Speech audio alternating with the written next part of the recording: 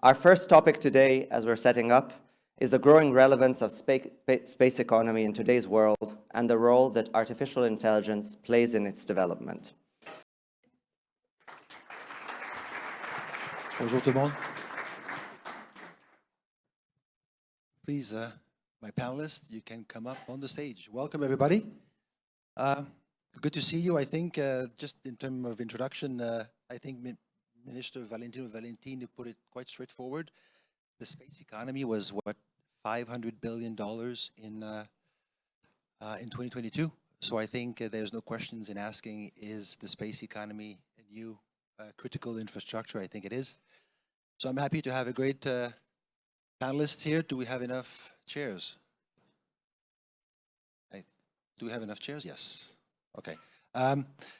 So we have a great group of panelists, and we'll have also Marco Brancati, who will also be with us virtually.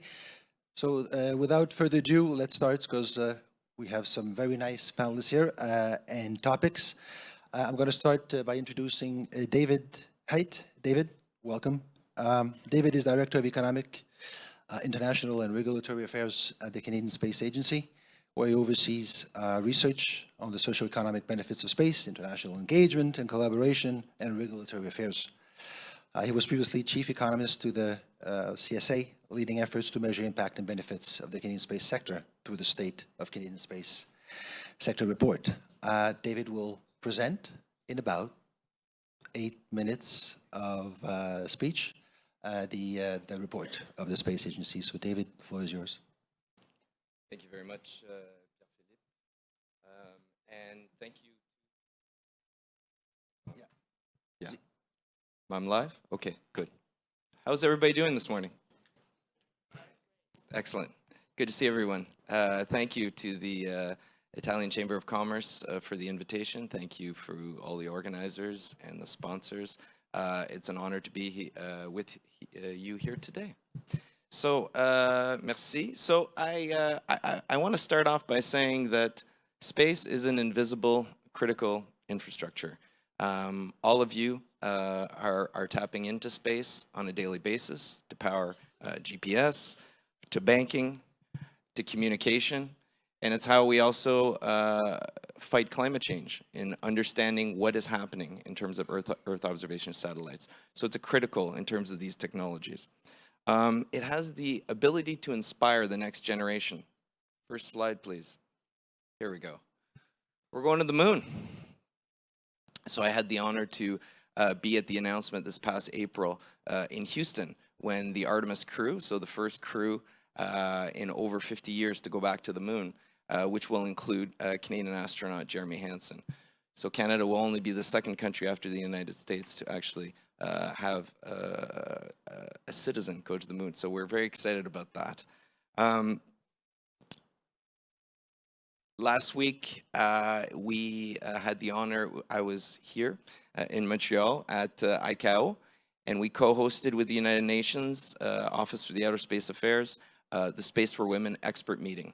So we had 80 participants from 35 countries, looking at gender mainstreaming, looking at equality, and looking at how we can get more women involved in the space sector. More on those stats a little bit later.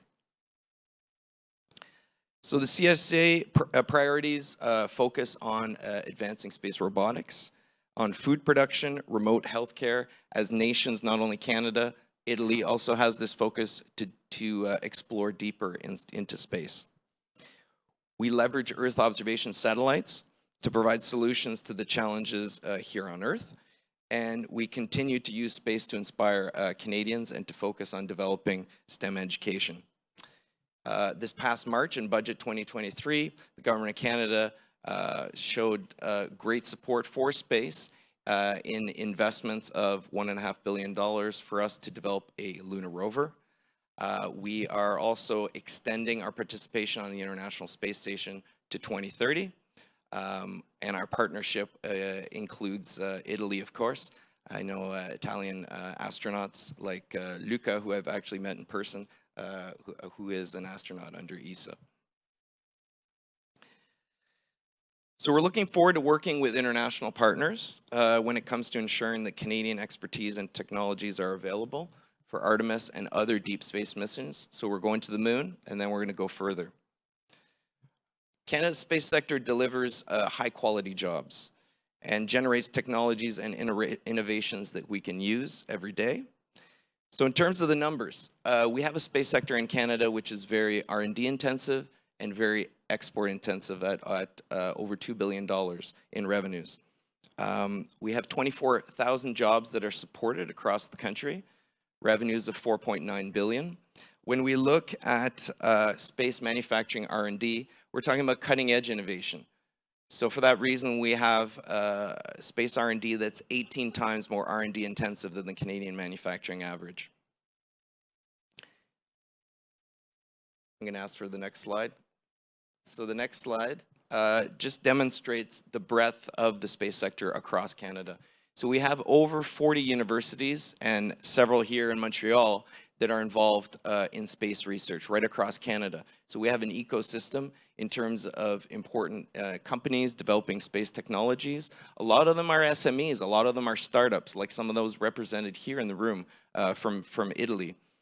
So 93% of Canadian space companies are SMEs. In terms of gender, the representation in the Canadian space sector is 70% male, 30% women, and 0.1% other. So we actually have a Canadian space sector report that asks about that we want to track in terms of representativeness and inclusivity, because we want to encourage and inspire more to get involved. Women are half the population in this country, so we want them to be involved in this exciting field. In terms of return on investment, something that in my previous role started measuring about 5 years ago, we can say that for space technology programs, for $1 in, we get $2.50 out. So what does that mean? When we invest, like in our program with the Space Technology Development Program, we get $2.50 on average from all the companies that report back to us on these specific projects in additional spillover commercialization revenues. So that's over and above the value of the contract. So why do you invest in space? Because you get a good return on investment, because it's important, because it's the technology that's driving the future. So it helps us to address challenges and like improving climate, monitoring climate change. So we have over half of the essential climate variables that can only be measured from space. So if we're going to get our hands around this issue, space is part of that solution. The government of Canada has been very supportive of the space sector, has invested over $7 billion since 2015, as it sees the value and as it sees the importance in terms of inspiration and in terms of innovation and in terms of driving new technologies. Thank you very much for your attention, and I'll turn it back to Pierre-Philippe. Yes, thank you, David. I can reassure you that next time we'll try to be more diverse and inclusive in terms of our panel. It's all men, all white. I can reassure you that for the 6th edition it will be different. Next, Marco Di Clemente. Buongiorno, welcome. Marco is Head of Technology Unit, Agenzia Spaziale Italiana. He's also Project Manager, Advisor at the European Space Agency, Industrial Policy Committee. Also, he's a national delegate at the European Space Agency Technology Harmonization Advisory Board. So Marco is going to talk to us, he's going to share some of his insights on how AI is impacting the life cycle of all space infrastructure. Marco, a te. Thank you. Thank you for the introduction, and thanks also to the Chamber of Commerce of Italy for inviting me, for inviting ASI to this forum. Actually, I was thinking when you were speaking about the industrial landscape that is quite similar to the Italian one, and I think this is also a good base for future cooperation. Actually, in Italy, we have the presence of 3 main large system integrators in Europe, Thales Alenia Space, OHB, Airbus, with different size, of course. But we have more than 200 small and medium enterprises, a number of startups that is increasing, I would say, every day there is this explosion also in this sense. In this perspective, the activity of the agency, coordinated, of course, with those of our government, are supporting this landscape, this scenario, and we are increasing in the last few years also the budget that we are investing at the national level. We have for our activities, of course, we are member states of the European Space Agency, that is one of the main partners in our developments, but we are also increasing the investment at national level, especially for technology. In this perspective, AI is one of the key technologies already identified a few years ago in our strategic plan. We are investing. We are evaluating some call for funding opportunities over 20 million euros for activities related to AI. What is important to understand and to underline, in my opinion, is that AI will change the full life cycle of space products. We are at the moment mostly focused on what can happen in space through AI, increasing autonomy of our system,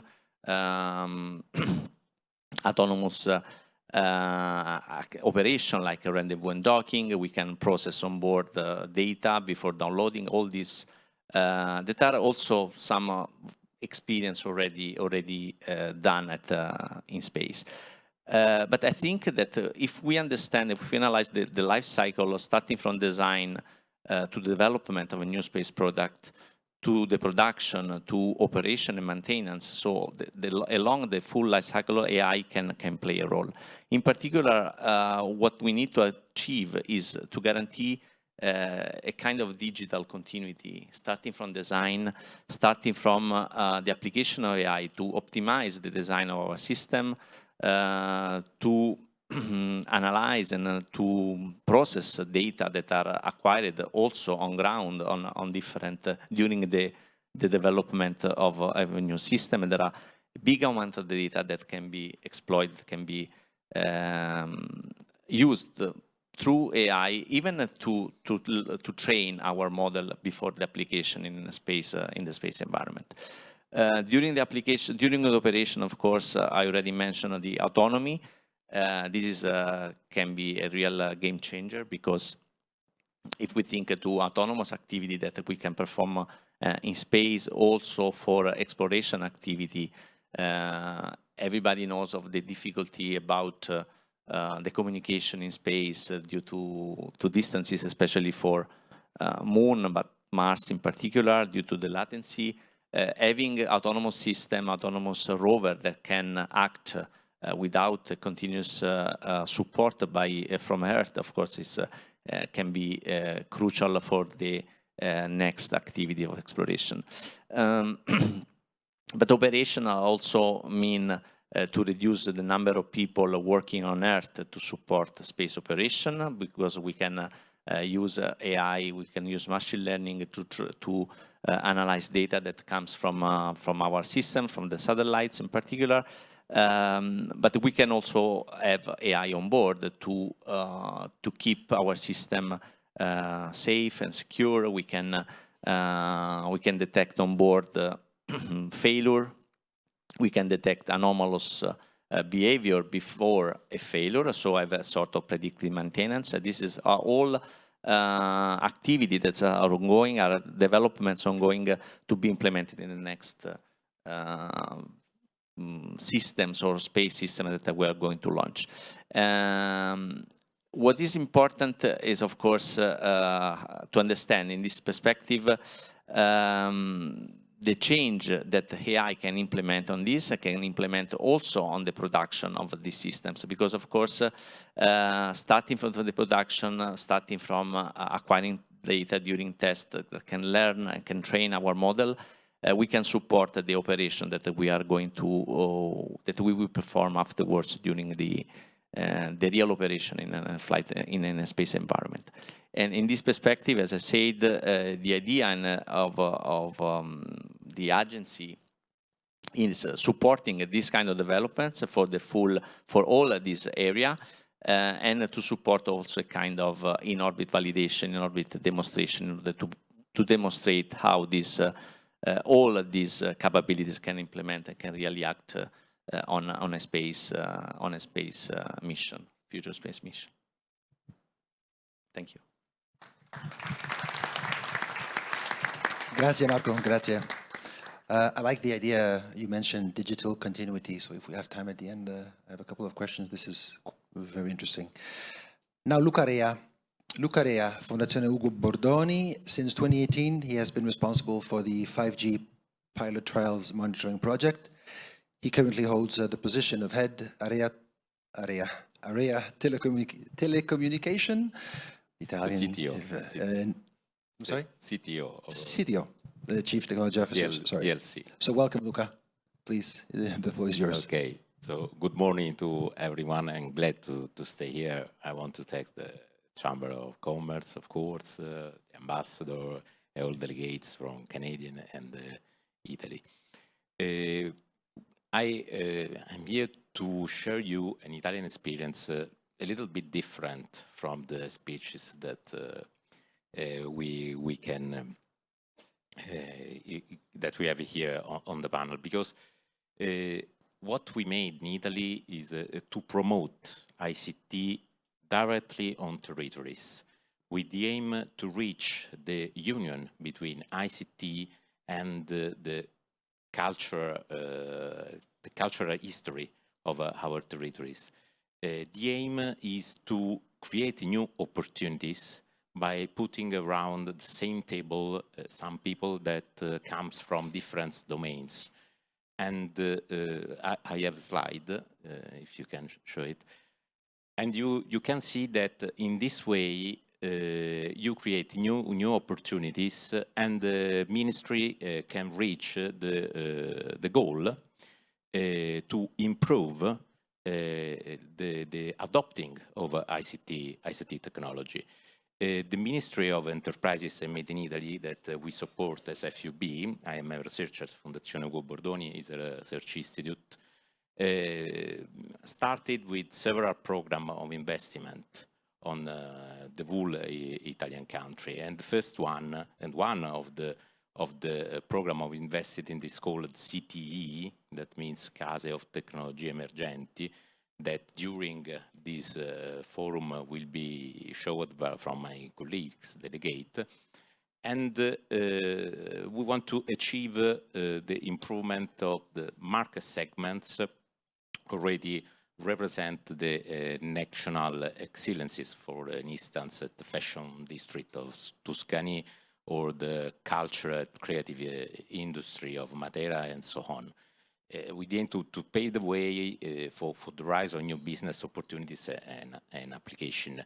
And of course, we want to meet also the final step for the sustainability era. So our use cases, we have experienced more than 100 use cases from 2016, are going to the direction to adopt new way, new technologies, and in particular AI.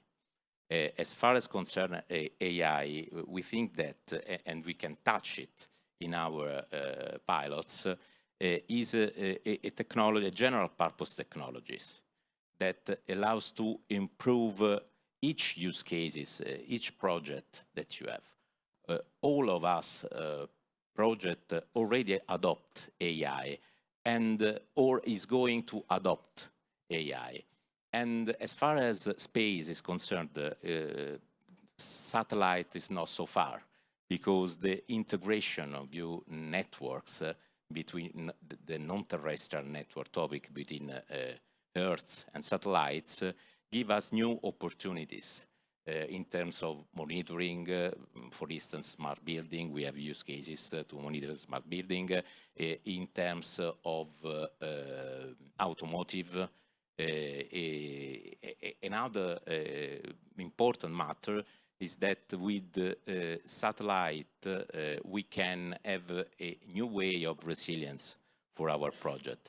But the importance of our experimentation demonstrate that satellite is integrated by design in our expertise. So the takeaway of our experience is that if you invest on territories, for an instance, or if you invest on pilot, on research, you can touch results of the joining between ICT and the life of every one of us. Of course, many use cases needs to exploit better AI, but we are confident that in next future this technology will change our life. Thank you. Grazie, Luca. Thank you. Now I have the pleasure to welcome and introduce Giovanni D'Aliesio, who joined the MDA in 1999 as digital engineer. Since 2019, he's now Director of Business Development, responsible for major key accounts and business development covering all satellite system. Giovanni, it's your turn. Yeah, thank you. I appreciate being here. An honor to be part of this panel. And so, as you mentioned, I represent MDA Satellite Systems, which is actually located here in Montreal. I don't know if you can put up the slide that I have. So we're talking about space economy and AI, all of which I'm very passionate about. And we're at the right time where the space economy is booming. And so I won't focus on the economy part itself. David did a great job of talking about the Canadian space economy, and you'll hear from Scott coming up about the world, the global economy, and they'll do a better job of explaining that than I will. But I'll touch more on what I believe is making that happen. What's really going on that's different from the little bubbles that we've had in the past over the last few decades, that there were these sort of economic bubbles and bursts that happened and they kind of deflated. And what's different nowadays that's, I think, making it change and making it be a lot more viable to have systems in space. And how that AI plays a role in that. How does MDA play a role in that? This slide I have is really just a cool graphic image of what MDA does in space. So those of you who don't know, MDA is Canada's largest space company. We're involved in pretty much every type of space domain, space market, space sector, from every orbit, LEO, GEO, MEO, deep space. We touch all the sectors where it's communication satellites, Earth observation, or robotics and space operations. And we've been doing that for over 50 years. So it's a large market for us. That's primarily what we play in. We're only doing space. And how is that being changed over time? How is AI playing a role in that? My division, Satellite Systems, here in Montreal, we focus on communication satellites, particularly LEO and MEO constellations. And that industry is really booming. 80% of the satellite, of the space economy in Canada, 80% is satellite communications. And it's similar globally. And as well, 80% of the satellites that were launched in the last couple of years were all communication satellites. So it's a huge portion of the space economy. It's really where the money is, and that's where it's growing. And how are we now taking advantage of that? What's making all these constellations possible? There were similar glimpses of that, over a decade ago, and it didn't quite get to that point. And what I believe is making that shift is really technology. And the technology that's being available now that is not the way it was before. And what I mean by that is, for those of you who are not familiar with space hardware and the challenges you have to operate in space, well, it's a challenging environment. You have radiation, you have to be there operating for 10 to 15 years plus without the possibility of repair. And so all of that makes it to be very challenging. And because of that, you're usually using technologies that are several generations behind the technologies you use on Earth. As an example, and you see maybe in the photo, there's Canadarm2 that's on the space station. Well, that robotic arm was launched about 20 years ago. The processors in there are Intel 186 and 386. For those of you who even remember what those processors are, they were released in the early 80s. So at the time of launch, they were over 20 years old. So imagine today trying to develop something for space that is using technology that's 20 years old, really ties the designer's hands and really blocks a lot of the growth and opportunities there. And that's where I think the change is happening. Over the last few years, there's a lot more of these high performance, let's call it chips and parts and technologies that are becoming available for space, that are radiation hardened, that are trustworthy to be used in space, that have significantly more processing power, using less electrical power, to be able to operate in an environment and solve new problems to new solutions to old problems. So, you know, the traditional communication satellites was basically what we call bent pipe. It would connect two spots on the Earth and offer kind of a transparent link between the two. Well, what MDA has been investing in, and many other companies globally, is really a digital revolution and creating digital antennas, digital onboard processing to bring in AI, to be able to now do digital beams across the globe and allow satellite operators to choose where they want to place that data and throughput, optimize it based real time in orbit to be able to do traffic management and to be able to adjust their traffic depending on the time of day, the usage in different areas. And all of that is possible with the new technologies that are available. And again, MDA as well as other companies around the globe have been heavily investing in that digital technology to make that possible. And that not only solves some of the old problems, but it now opens up opportunities for different markets. And that's where we see a lot of these startups coming out with ideas to solve problems now from space. Of course, the lower launch costs allow that to be, you know, even more economically feasible and close the business case. But ultimately, if you send up old junk, still you can't do anything with it. So having that technology and capability to do this in space really, you know, really gives you a new opportunity. It also provides, as David mentioned, we do a lot of, you know, Earth observation, data, disaster management, things like the SAR satellites that you see up there. You know, they do a lot of coastline monitoring in Canada, large coastline. There's a lot of ships that may be doing illegal fishing.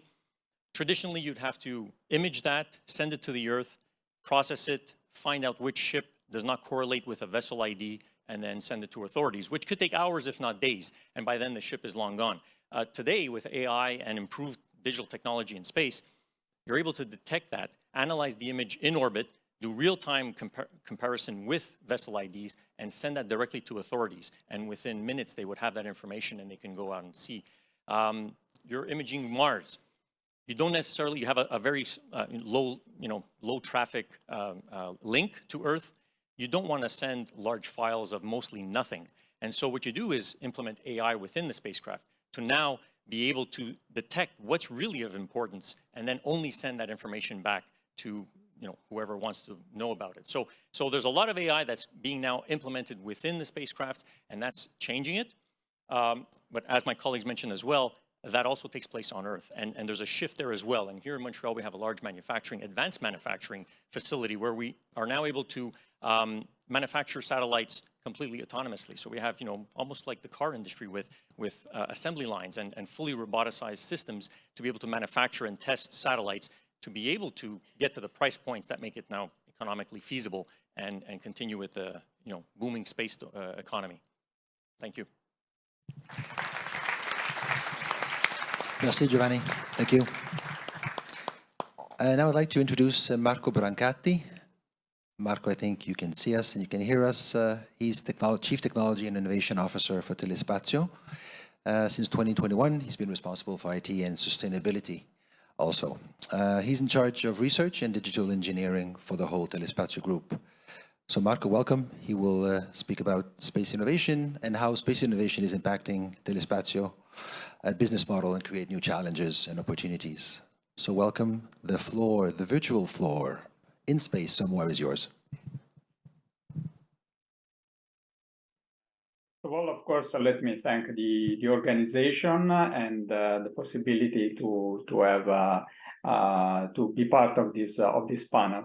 Actually, I'm not going to say something very much different from what has already been highlighted, but of course, I'm going to bring you the experience of Telespazio and in a broader way of Leonardo, which is the majority shareholder of Telespazio in this field.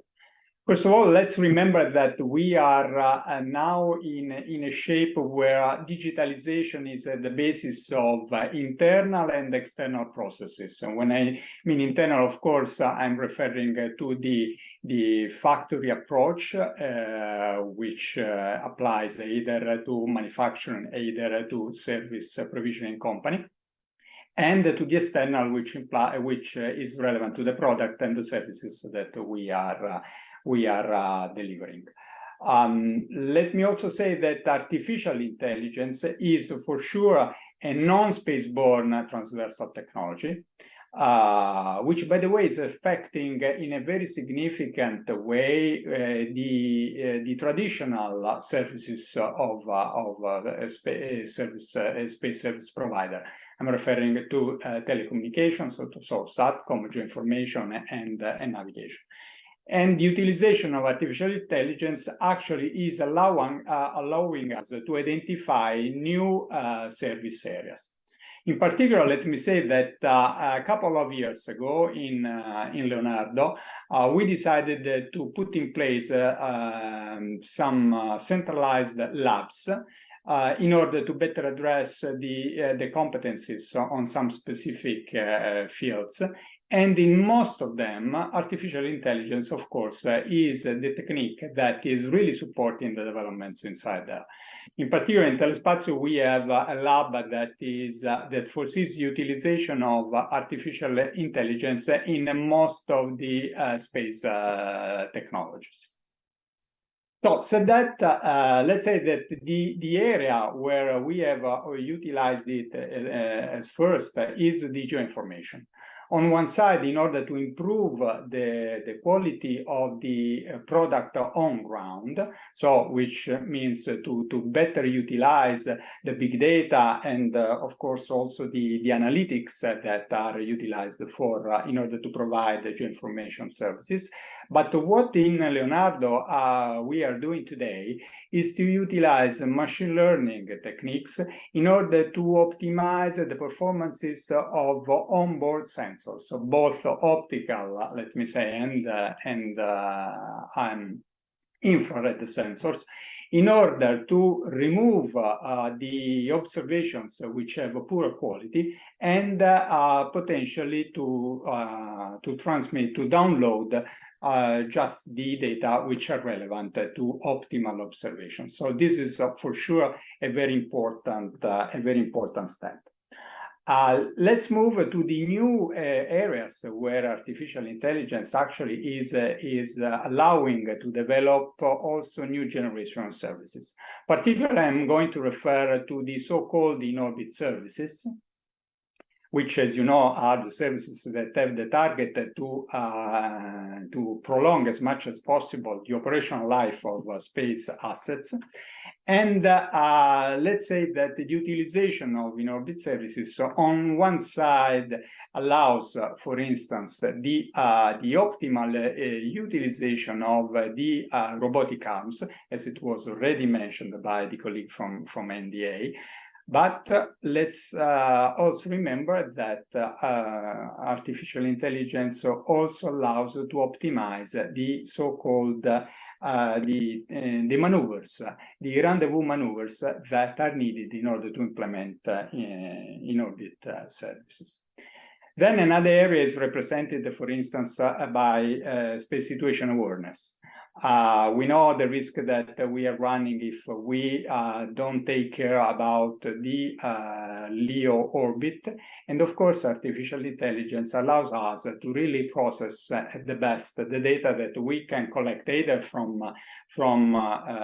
ground sensors in that respect in order to monitor and to be able to put into a catalog the debris, but also from space sensors. And let me underline in this situation a cooperation that is in place between Telespazio and North Star, which is a startup, a Canadian startup actually, that is going to develop a constellation, the purpose of which is exactly that to have sensors able to collect in-orbit data and to support the space situation awareness activities. But let's also remember the importance of artificial intelligence for what concerns space exploration. And so we come to the moon economy. We know that nowadays the moon economy is booming, and it is of interest not only for space companies, but also for non-space companies. So in this respect, actually, I like to underline the effort and the interest of Telespazio in being involved in the development of what is going to be a constellation around the moon that will be able to provide telecommunication and navigation services for the moon surface users, which will be rovers, which will be landers, but will be also in short-term future also astronauts. And what is important in this respect, for instance, to bring you with an example, is the advantage that utilization of artificial intelligence can bring us in order to optimize, for instance, the landing operations. Currently, the issue, which is the same that we have for in-orbit servicing, is that the number of data in order to allow automatic lander or automatic docking is poor. And with artificial intelligence, we have the possibility to improve the observables, assuming that we could have additional virtual point of observation, and fusion to being able to combine in a smart way the data that we collect, we can have a better, let me say, filtering, navigation filtering, and to have a more precise movements, which implies a more precise docking or a more precise landing over the moon. So this is just to give you a few examples of the importance that artificial intelligence is giving for Leonardo and Telespazio in particular in the space environment. Thank you.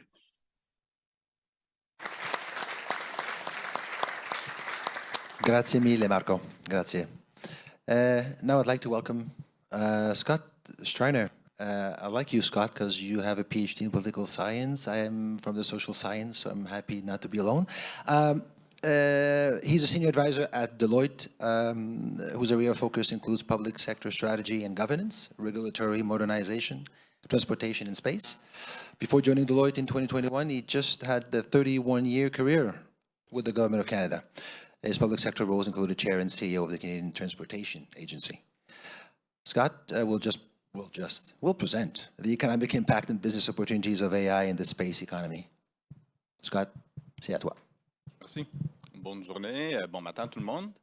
It's a pleasure to be here in the coveted position of last speaker on a panel of 6 that's running late before the coffee break.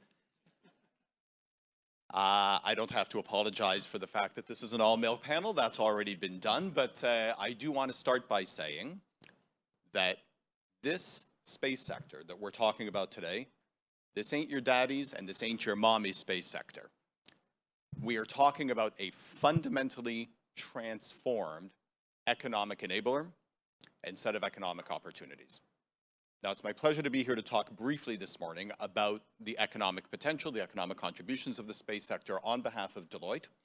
My comments are based in part on a paper that Deloitte is currently finalizing on the space economy and that we're going to be releasing later this year.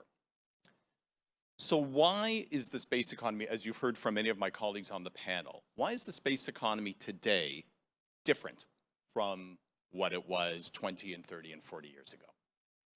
Well, you've already heard some of my colleagues and some of the introductory speakers today talk about space as having become critical infrastructure. If in the past we had boom and bust periods, we ebbed and flowed, waxed and waned when it came to space, that's not even an option today. Modern societies, the modern economy, national defense simply are no longer possible without space assets and space services. This has been a quiet revolution, si je peux utiliser cette terme ici au Québec. C'est une révolution tranquille. It's a quiet revolution in the global space economy.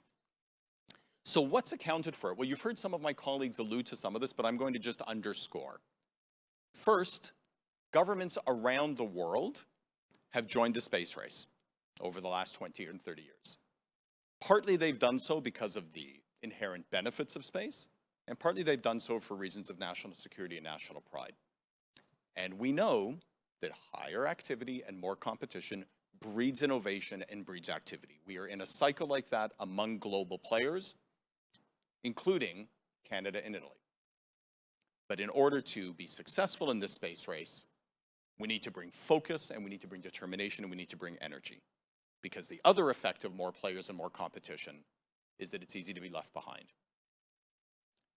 The second reason why we've seen this transformation in the space economy is dropping price points. Dropping price points for the launch of satellites, dropping price points for the manufacturing and operation of satellites, and dropping price points for the utilization of the data that satellites collect. I can't overstate enough how significant this has been in transforming the space economy. It costs today a fraction of what it used to cost to get a satellite into space. And that's partly a function, largely a function, of a change in the policy in the United States to shift space launch from publicly to private companies, with a significant degree of incentivization and subsidization initially, but what that's done is it's brought down the price point. And similar drops are happening in the price points of satellite construction and the utilization of data, as I mentioned a moment ago. The third technological change is the one that's the focus of this panel. The ability to use AI for a range of activities, therefore extracting more from space assets and services at a lower and lower cost.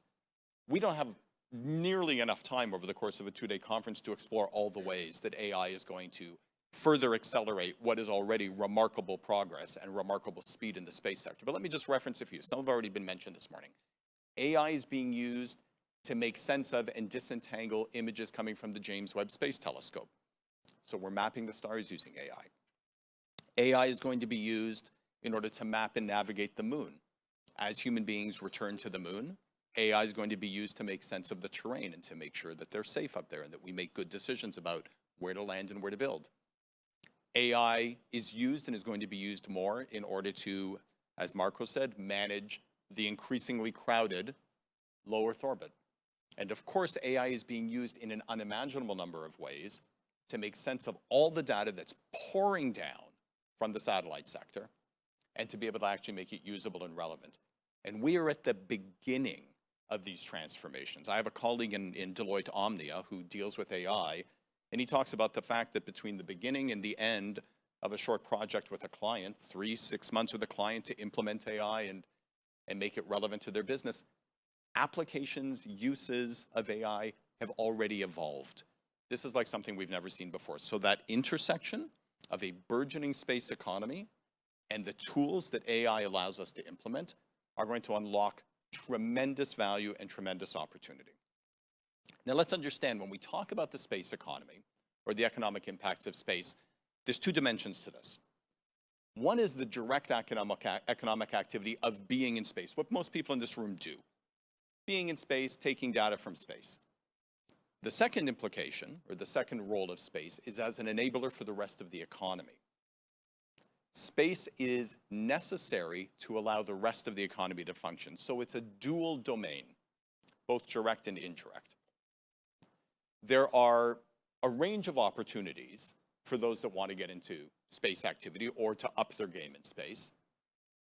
But when we think about where those opportunities are greatest, it's clearly in the satellite segment. Exploration, for those of my colleagues who are involved in exploration, exploration is important. Exploration inspires, it drives innovation, it keeps us moving forward. But from a raw economic perspective, the satellite sector, for some of the reasons that I alluded to earlier, is where most of the activity is underway. And from a Canadian perspective, the opportunities in the satellite sector range from low Earth orbit satellite communications. MDA and Telesat, our two largest Canadian space companies, are now collaborating to deploy the Lightspeed constellation, which will likely be a globally leading constellation of satellites competing with Starlink and others, but providing lower latency, stronger services. We've got a range of Canadian companies involved in using space data in a variety of ways. That, of course, is an area that is burgeoning around the world, but in particular importance in Canada are things like climate mitigation. Precision agriculture. This is an agriculture-rich country. Precision forestry. Coastline monitoring. We've got some of the largest coastlines in the world. And of course, the management of our national supply chains and the flow of goods. A third area of opportunity, and it's been referenced already, is dealing with the crowding in LEO. And here, there are companies in this room that are starting to work on this topic, knowing where all that space activity is taking place, and avoiding collisions is going to be crucial to ensuring that the infrastructure doesn't go down. So multiple areas of opportunity. When we think about the fact that today there are 11,000 satellites in orbit, that's a 5-fold increase from where we were 5 years ago, and we could be up to 100,000 satellites by the end of this decade, we realize that we are just at the beginning of something huge. How big is the opportunity? Well, we think that the global space economy could be 2 trillion Canadian dollars big by 2040. Massive. And we believe at Deloitte that there's no reason why Canada can't capture a share of that global space economy equivalent to a share of the global economy generally, which is 2%. That would mean that the Canadian space economy could be worth $40 billion by 2040. 40 by 40. We think that this is an aspirational, yet a realistic goal for the Canadian space economy. Government and industry have a role in making that happen. There are a range of steps that both can take. The sort of collaboration that a conference like this allows is a key step in that direction, because nobody by themselves is going to be able to seize this opportunity and realize it. That means collaboration across the public and private sectors and between companies in Canada and abroad. I want to thank the organizers again for the invitation and look forward to speaking with folks over the coffee break and over the course of the conference. Merci, Scott. That was a great wrap-up. Do I have time for one question? Let me come back to the roots of the meeting we have here this morning, which is the collaboration between Italy and Canada. Not to put you all on the spot, if one would like to share either what they are looking for in coming to Quebec, in participating to that forum, or what is already in the pipeline in terms of collaboration. So if you want to share a couple of words on that, and this is open, so any one of you, either the Canadian Space Agency. Go ahead. Yes, Pierre-Philippe. I think between Canada and Italy, I think we have a storied history of collaboration when it comes to space. We've actually been collaborating since the early 90s, so for over 30 years. And we're continuing discussions in terms of what comes next. So I'm going to talk a little bit more about that in the next panel. But definitely in terms of space exploration, in terms of going to the moon, in terms of the technologies that will support humanity as we go further. But I think my colleagues made a really good point. I mean, and thank you for quoting the numbers, Giovanni. 80% is satellite communication, absolutely true. And Scott made the point very well too, in terms of unlocking the potential. So I think in terms of the collaboration, in terms of how we work together, there was a really good example that came home to me this morning as I spoke to the CTO of Thales Alenia in terms of RadarSat-2 in Canada in the 2000s. The bus was developed and manufactured by an Italian company, by Thales. So that is a satellite, synthetic aperture radar, that had a design life of 7 years and that is still up there over 20 years later. So I think that is a fantastic example of collaboration between Canada and Italy, and I think we can do more. Thank you. Merci, David. One more, any other gifts between Canada and Italy? You said, Scott, what, 22 trillion, 40 billion in 2040? See, this is what happens when you're a political scientist, right? The numbers aren't that important. So the range is important. Yeah, range is important. We figure we're going to have a $2 trillion space economy globally by 2040, of which Canada, if it plays its cards right, could seize 2%, 40 billion. That's fantastic. Well, it's a wrap up, guys. A round of applause for the all-man panel. Merci. Thank you. Cheers.